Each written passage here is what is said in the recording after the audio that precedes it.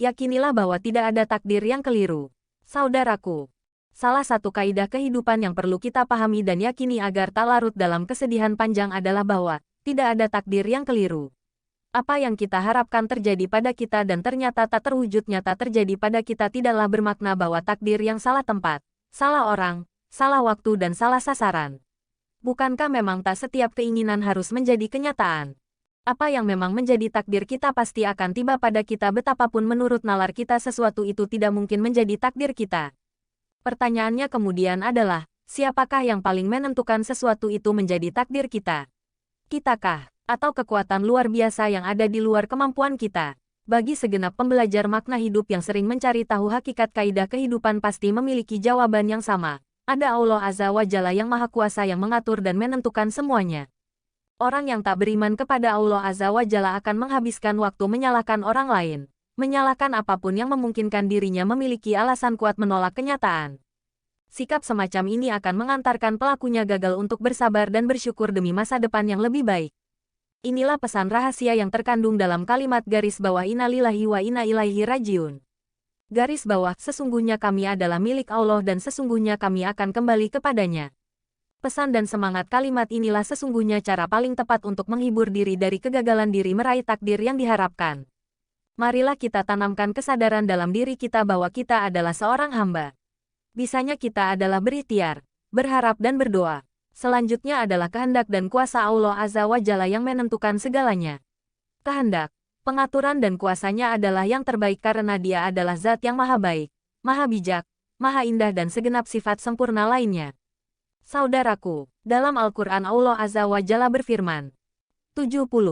Apakah kamu tidak mengetahui bahwa sesungguhnya Allah mengetahui apa saja yang ada di langit dan di bumi? Bahwasanya yang demikian itu terdapat dalam sebuah kitab Lauh Mahfuz. Sesungguhnya yang demikian itu amat mudah bagi Allah. Qs. Al-Hajj 70. 59. Dan pada sisi Allah lah kunci-kunci semua yang gaib, tidak ada yang mengetahuinya kecuali Dia sendiri. Dan Dia mengetahui apa yang di daratan dan di lautan. Dan tiada sehelai daun pun yang gugur melainkan Dia mengetahuinya pula, dan tidak jatuh sebutir biji pun dalam kegelapan bumi. Dan tidak sesuatu yang basah atau yang kering, melainkan tertulis dalam kitab yang nyata, Lauh Mahfuz. Qs. Al-An'am 59. Sedangkan dalil dari As-Sunnah, di antaranya adalah sabda Rasulullah Shallallahu alaihi wasallam. Allah telah menetapkan takdir untuk setiap makhluk sejak 50.000 tahun sebelum penciptaan langit dan bumi. Saudaraku, kita harus mengimani bahwa kehendak Allah Azza wa Jalla meliputi segala sesuatu, baik yang terjadi maupun yang tidak terjadi, baik perkara besar maupun kecil, baik yang tampak maupun yang tersembunyi, baik yang terjadi di langit maupun di bumi. Semuanya terjadi atas kehendak Allah Azza wa Jalla, baik itu perbuatan Allah Azza wa Jalla sendiri maupun perbuatan makhluknya. Allah Azza wa Jalla menciptakan segala sesuatu baik yang besar maupun kecil, yang nyata dan tersembunyi. Ciptaan Allah Azza wa Jalla mencakup segala sesuatu dari bagian makhluk beserta sifat-sifatnya. Perkataan dan perbuatan makhluk pun termasuk ciptaan Allah Azza wa Jalla. Dalil kedua prinsip di atas adalah firman Allah Azza wa Jalla. 62, 63. Allah menciptakan segala sesuatu dan Dia memelihara segala sesuatu.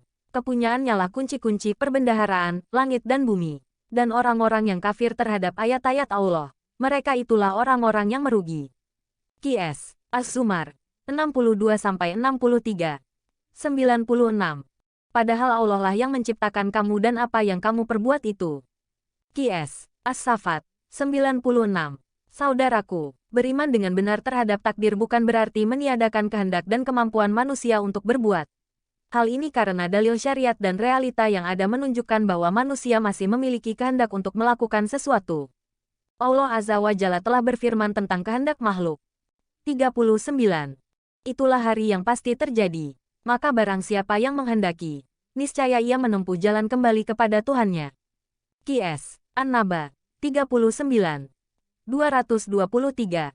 Istri-istrimu adalah seperti tanah tempat kamu bercocok tanam. Maka datangilah tanah tempat bercocok tanammu itu bagaimana saja kamu kehendaki. Qs. Al-Baqarah 223. Adapun tentang kemampuan makhluk Allah Azza wa Jalla menjelaskan. 16.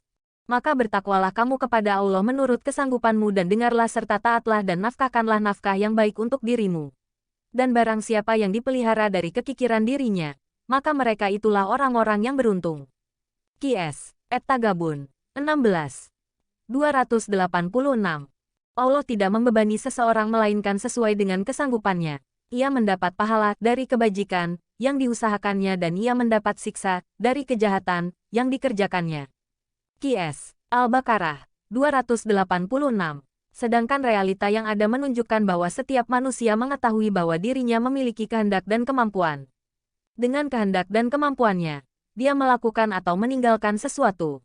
Ia juga bisa membedakan antara sesuatu yang terjadi dengan kehendaknya, seperti berjalan, dengan sesuatu yang terjadi tanpa kehendaknya, seperti gemetar atau bernapas. Namun, kehendak maupun kemampuan makhluk itu terjadi dengan kehendak dan kemampuan Allah Azza wa Jalla karena Allah Azza wa Jalla berfirman. 28, 29. Yaitu, bagi siapa di antara kamu yang mau menempuh jalan yang lurus.